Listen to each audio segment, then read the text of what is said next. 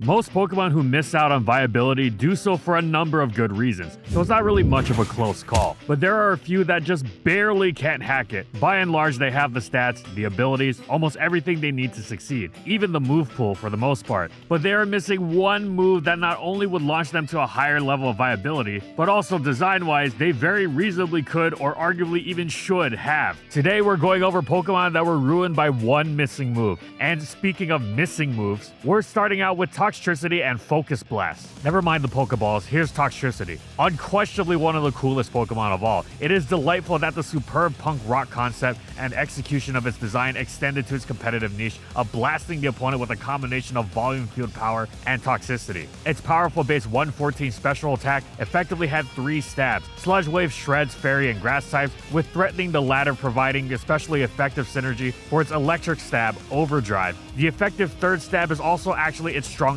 neutral attack, Boom Burst. Boom Burst's already enormous base power equivalent to pre-Gen 6 Nerf Draco Meteor alongside the Punk Rock boost actually winds up significantly more powerful than Overdrive. It's an amazing trifecta of moves that threaten the vast majority of anything that might come its way, and was responsible for Toxtricity having a solid wall-breaking niche in Gen 8's Isle of Armor OU metagame, where it threatened many a popular balance team. However, despite possessing such a cacophonous tritone, there was still something lacking in Toxtricity's musical repertoire: type coverage. It may have discharged a great deal of power, but it was still insufficient against certain key targets. Toxtricity could hear nothing, see nothing, or say nothing when coming up against the likes of Tyranitar, Ferrothorn, and Excadrill, and this meant its Punk Rebellion fell flat. It needed more focus, though perhaps this went against the wild sloppiness of the punk rock style imbued into its design. Toxtricity really needed the coverage of Focus Blast. And hey, if we're being sticklers for design, there were plenty of punk bands who adopted a more focused musical style while still blasting the listener. More importantly though, Focus Blast coverage single-handedly would have launched Toxtricity to another threat level. Consider how much more threatening both forms of Thundurus have been relative to your average electric type. Yes, because of their other superb traits, but also largely because of this move, without which, for all their power, they'd become much easier to switch into. The Tyranitar, Pharaoh, or Excadrill Triumvirate, often paired together, go from completely safe walls to completely unable to switch in addition to the usual water and flying types that electrics tend to threaten, meaning an enormous portion of the opponent's team is in serious danger. To make such a wall-breaking feat even more impressive, in addition to crushing those 3 targets, Focus Blast also helps threaten against another common electric check paired with them, especially defensive Heatran, with far more immediacy than attempting to overwhelm it through even impressive electric type power. Even being able to instantly drop something like Melmetal would be massively helpful. Of course, Toxtricity was a flawed Pokemon in general, middling speed, not much bulk, but it had just enough considering its superb immunities to paralysis and toxic to establish a minimal niche. If it were able to actually threaten the go-to walls for its primary offensive threat, despite competition from Pokemon like Nidoking and Zapdos, being able to combine them to provide a unique threat against such a wide variety of often paired defensive staples like Clefable and Slowbro would have been great, had it not been missing that one crucial piece of coverage.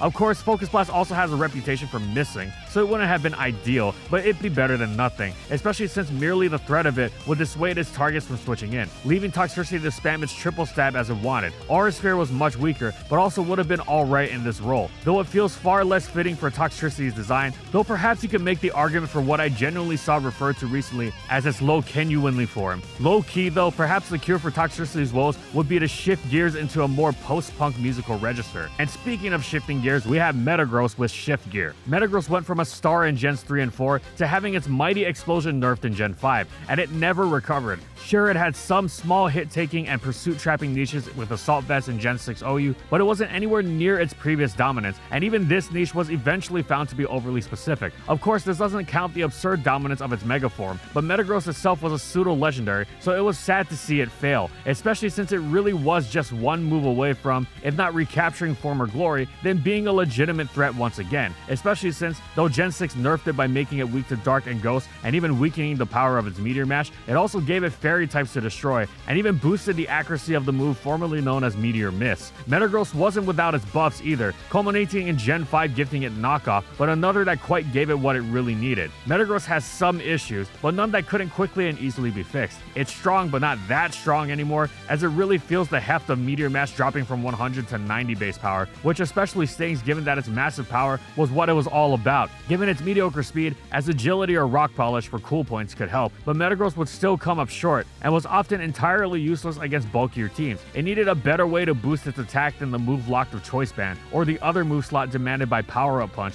which was a move Mega Metagross could pull off thanks to the Tough Claws boost and already being immensely threatening with such enormous speed. Not exactly a luxury its base form could afford, which was being so slow. Power Up Punch taking up half the moveset and requiring multiple turns of setup was just not feasible. Ultimately, what Metagross needed was to boost its speed and power simultaneously, and all would be well again. Easy fix, right? Well, that's great and all, but as much as we don't mind a good stretch now and then, Dragon Dance is really far too much of one. It really can't be justified with Metagross's design, and besides, it wouldn't even be efficient given how effortlessly it would be for a Choice Scarfers or even several faster non-Scarfers to outrun Metagross after a single Dragon Dance. Good thing then that while Dragon Dance is the obvious speed and power boosting move, that's not what would solve Metagross's problems. It's Shift Gear, which is utterly perfect for it in terms of its competitive needs and in terms of design. If Toxtricity can learn it, Metagross absolutely should be able to learn it. Shift Gear is most famously used on Magearna, which pretty much just uses it as an agility and leads people to forget that it also provides a +1 attack boost, i.e. exactly what Metagross needs. It would maintain Rock Polish's sharp boosting that its meager speed so required, while being able to reliably boost its own attack, letting it either really guarantee the KOs it aimed for when cleaning up late game, or allowing it to instantly, consistently command the threat it presented bulky teams with when chancing upon a fortunate meteor match attack boost. It would go from struggling against both offense and defense to being able to threaten them both with the same move, which is an incredibly rare, valuable trait and would bring Metagross into legitimately great territory once more. Now for the next Pokemon, which has also received its own subtle kiss of death, we have Togekiss, who needs Hurricane and Moonblast. Togekiss hasn't been ruined by lacking both Hurricane and Moonblast. Simply having one or the other would be huge for it. Togekiss, with its tremendous move pool alongside great special attack and bulk on both sides, has always been the kind of Pokemon that seems like it could be great, like it's just waiting for someone to unlock its full potential. But there's a reason it's only ever really hung out on the verge of greatness. Oh sure, occasionally it'll pull off a brutal sweep that horrifies opponents and onlookers alike with its flinch-happy Serene Grace air slashes, drawing comparison to Jirachi's hated Iron Head, except Togekiss is firing them off from a much higher attacking stat and boosting them much higher with Nasty Plot. But if they're so scary, why are such moments of Togekiss domination so occasional? Yes, part of it can be attributed to its normal flying typing holding it back, but that only applies in Gens 4 and 5, as in Gen 6 it becomes Fairy Flying and its lists of resistances go through the roof. Okay, but it's still Stealth Rock weak, no? Many Pokemon overcome that and thrive to the point of becoming among the most consistent choices around. Pretty much most complaints you could level at Togekiss would be nitpicks until you confronted the real problem. Air Slash was just not very strong, even on more offensive sets. This wasn't much of a problem if Togekiss was going for a Nasty Plot sweep,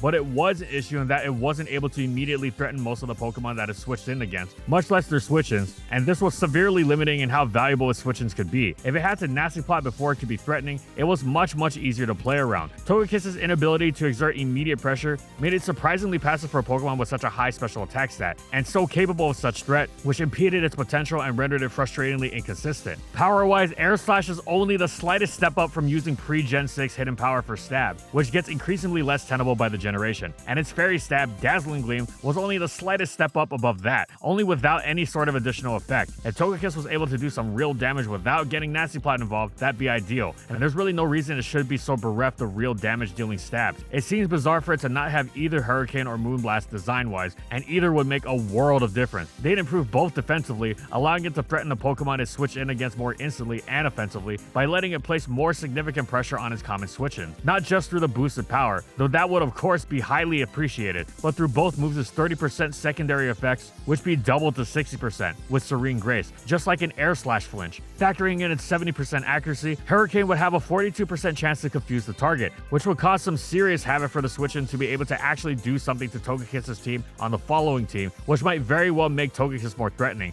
and the lower accuracy would be perfectly workable on a Pokemon with Togekiss's bulk. If Tornadius Steering could make it work, Togekiss definitely could. Meanwhile, the 100% accurate Moonblast would boast a nasty 60% chance to drop special attack. Physical attacking switch-ins wouldn't be bothered by this, but many Pokemon meant to deal with Togekiss in some fashion, such as Heatran or a variety of electric types such as Rotom Wash, Zapdos, and Tapu Koko, would not appreciate this at all. Moonblast also expands Togekiss's coverage greatly from the mono flying it usually works with to superb effect, and that it not only hits those electrics for strong neutral damage, but it lets it threaten Tyranitar without having to run Aura Sphere's coverage, and Dragon types like Garchomp far more effectively as a whole. It also increased its already impressive special walling ability. Togekiss' already solid variety and moveset would increase with either of these two, as it could still go with classic air slash action if it wanted, but it being able to unleash major damage more immediately would allow it to fulfill its potential. Now for another fairy type similarly inexplicably deprived of a major move, we have Tapu Bulu, who's missing Play Rough. Tapu Bulu was an excellent Pokemon in Gen 7, setting grassy terrain to tremendous effect for both itself and its teammates, but it dropped to UU in Gen 8, having become entirely outclassed by Rillaboom. Rillaboom was a great Pokemon, of course, sporting several key advantages over Tapu Bulu in U-turn, knockoff, and most importantly, Grassy Glide, but still it was strange to see Bulu not put up a fight at all, and though it might have flipped how things went single-handedly, it was indeed the absence of a move that contributed greatly to the result. What makes the lack of Play Rough in Tapu Bulu so egregious is not just that it was an immensely powerful fairy-type physical attacker, but at least in Gen 8, the move was given to two of the other Tapus, Feeny and Lele,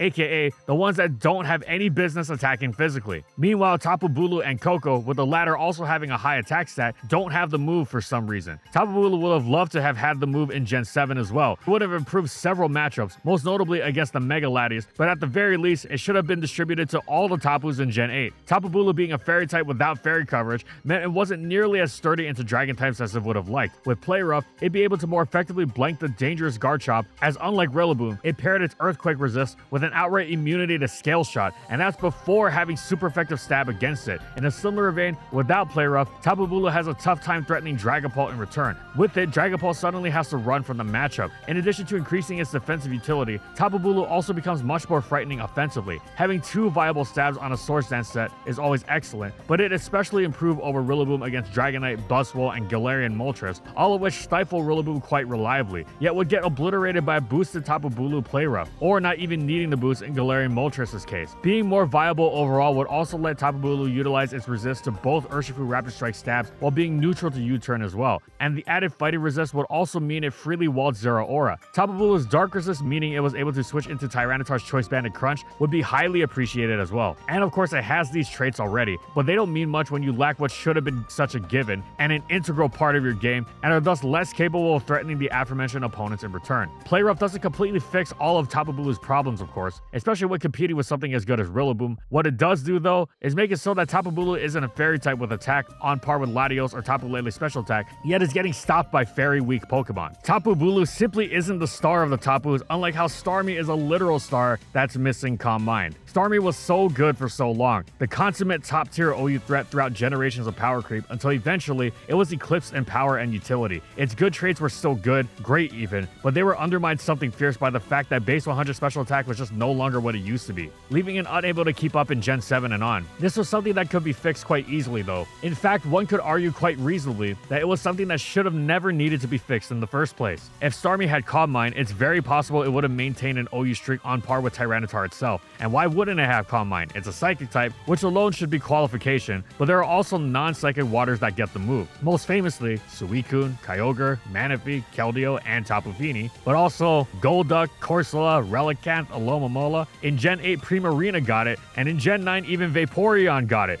So why shouldn't a water psychic get it? Especially considering the other water psychics do have it, like the Slow Twins and even Bruxish. That aside, Starmie having Calm Mind in its move pool is such a ridiculous game changer. It not only would have allowed it to maintain its excellence, it possibly might have broken Starmie in some of its earlier generations. The prospect of Calm Mind in Gens 3 through 5 is genuinely frightening. It's difficult to imagine calling it broken, but it basically takes everything Starmie is good at and ramps it up to 11. Starmie's appeal, whether as a major offensive threat or a reliable defensive Pokemon, is how consistently it pulls off Rapid Spin. Calm Mind brings the best out of both sides. The offensive variant most appreciates the offensive boost and vice versa for the defensive variant. Each set also appreciates the flip side of Calm Mind's boosting as well, i.e. the offensive variant loves being more difficult to revenge kill with Thunderbolts, while the defensive variant likes being able to more directly threaten damage. There is enough value in this to the point where Starmie doesn't even need to include Rapid Spin in the same moveset as Calm Mind, especially as it has so many great moves. But the fact is that, with entry hazards being as difficult to deal with as they are, anything to assuage their impact is tremendously helpful, and Calm Mind making Starmie better overall makes it a better Rapid Spinner, which thus makes it even better than that. In this vein, the opportunities Calm Mind creates for it, both offensively and defensively, most immediately extend to its ability to break through would-be spin-blocking ghost types. As one example, after a boost, Hydro Pump crushes Goldango, while Shadow Ball fails to KO it in return. The sheer breadth of what Calm Mind offers means Starmie would be able to tweak itself almost endlessly to take on whatever target required for it to do its job in supporting its teammates. It'd go beyond just offensive and defensive. Its variants would have variants, with not just moves but items swapped around. For instance, to really be more of an effective spinner, it could run the Ghost Weakening Kasib berry, which isn't worth much in and of itself, but alongside Calm Mind would make Starmie an utter menace, as would many other items. And that's just in the most power-crept newest generation. In previous gens, Calm Mind would be utterly insane. Imagine it, for example, under Gen 5's permanent reign. Maybe Game Freak made this decision for safety reasons.